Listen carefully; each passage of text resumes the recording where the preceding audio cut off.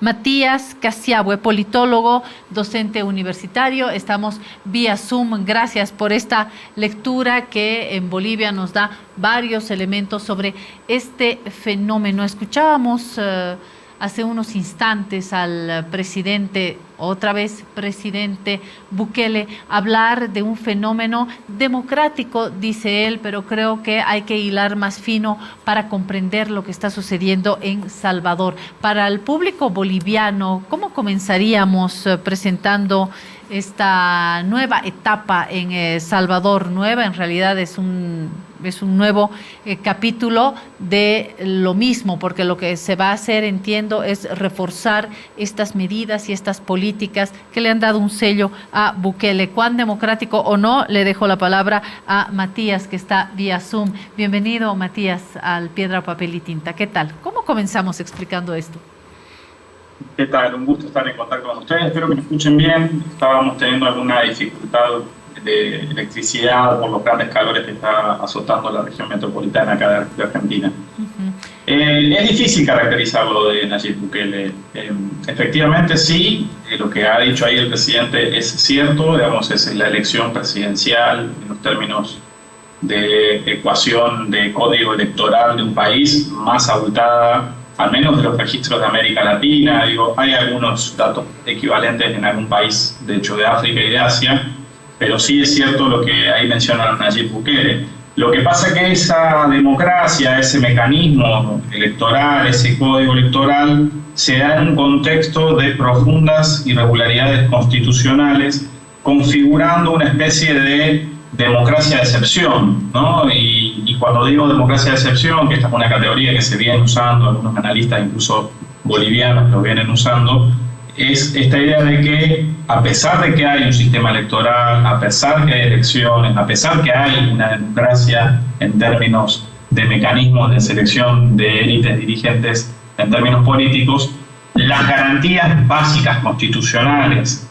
los derechos civiles básicos que toda constitución como tal plantea, están suspendidos en el país de El Salvador, ¿no? Hay que recordar que El Salvador tiene ya casi 2 años, 22 meses para ser más exactos, de un régimen de estado de excepción que rige el estado de excepción, es decir, que todos los derechos básicos de defensa, de legítima defensa, de evitar las arbitrariedades de las fuerzas de seguridad en El Salvador están suspendidas en el marco de lo que Bukele plantea un combate directo contra el crimen organizado, que tiene un plafón transnacional vinculado al narcotráfico y que se caracteriza por el famoso fenómeno de las maras, ¿no? De esas pandillas violentas originadas, cuyo origen está en básicamente la población migrante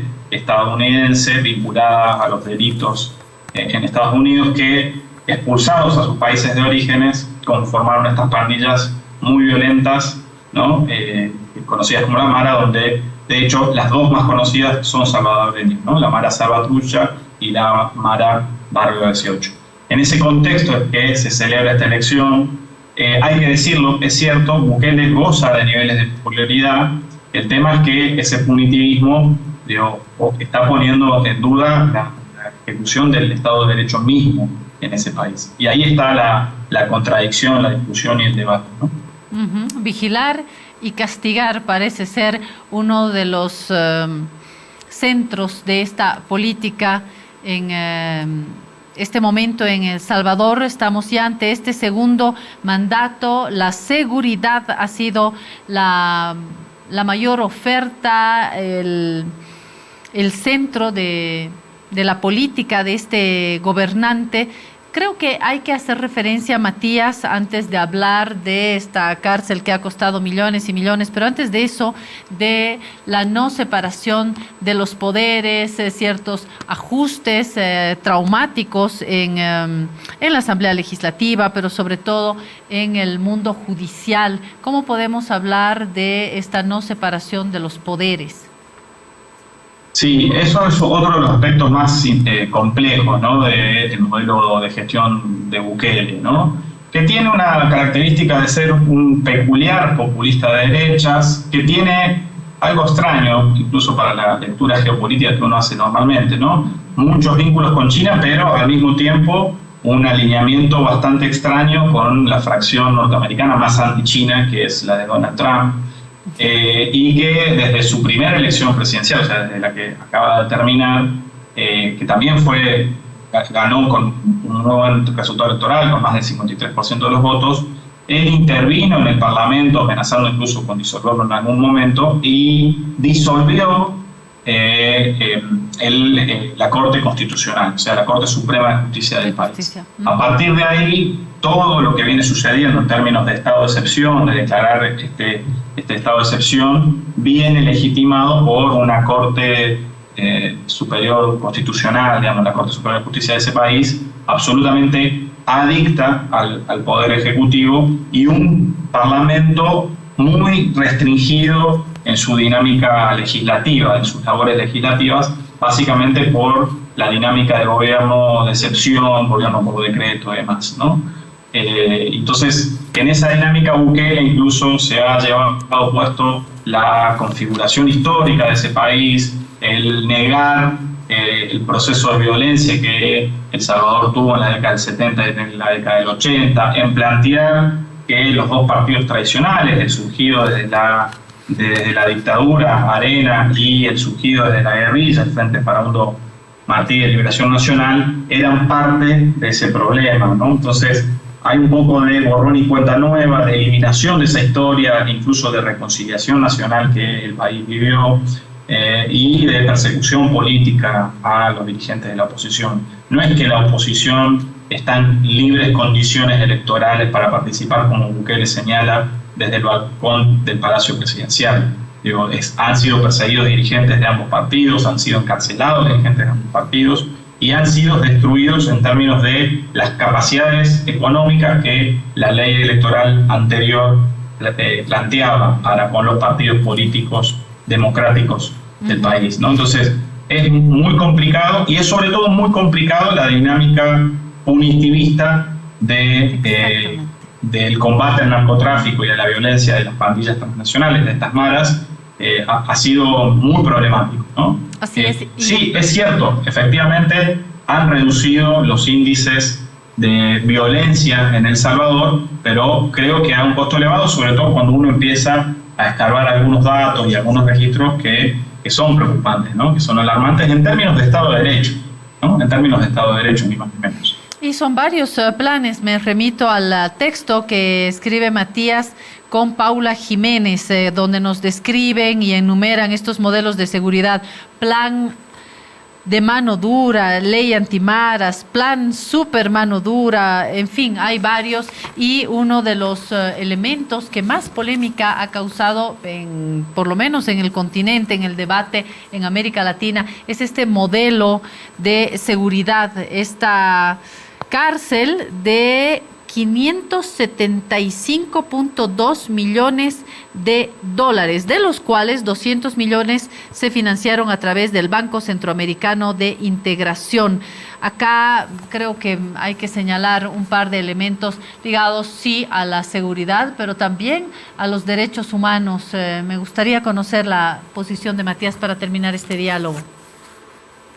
Esa supercárcel de la que mencionas es una cárcel para 40.000 reclusos, muchos de los cuales, la mayoría de los cuales están vinculados a las maras. Hay casos denunciados ante la Comisión Interamericana de Derechos Humanos de ciudadanos del común que cayeron en las redadas policiales, que cayeron en las propias dinámicas de la fuerza de seguridad en las barriadas populares, que nada tienen que ver con ningún tipo de vinculación con las maras, que son trabajadores informales o formales, pero que nada tienen que ver con el crimen organizado, y que lo que ha pasado es que, fíjense las condiciones de hacinamiento, estos reclusos están totalmente incomunicados con el exterior, con sus familias, ¿no? Con una dinámica incluso alimentaria y de tratamiento del derecho internacional humanitario básico que está siendo violado y que está sujeto a profundas complejidades.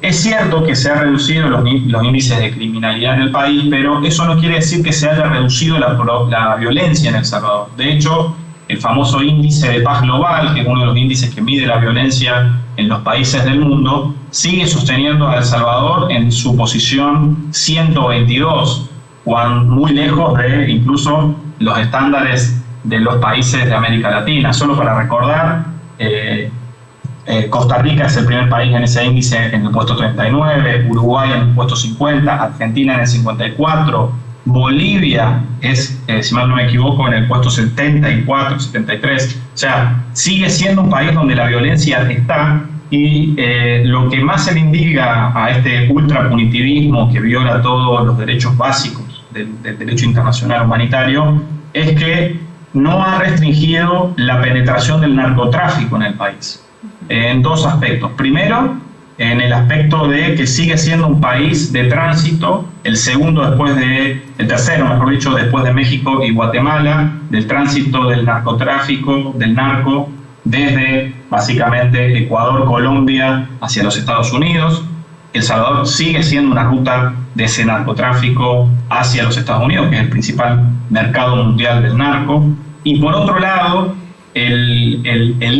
los índices del narco y todo lo que tiene que ver con el sistema financiero, todo lo que tiene que ver con efectivamente el gran narco, porque nosotros asociamos al narcotráfico con las pandillas y las maras, que sí. Ahora, eso es el famoso narcomenudeo.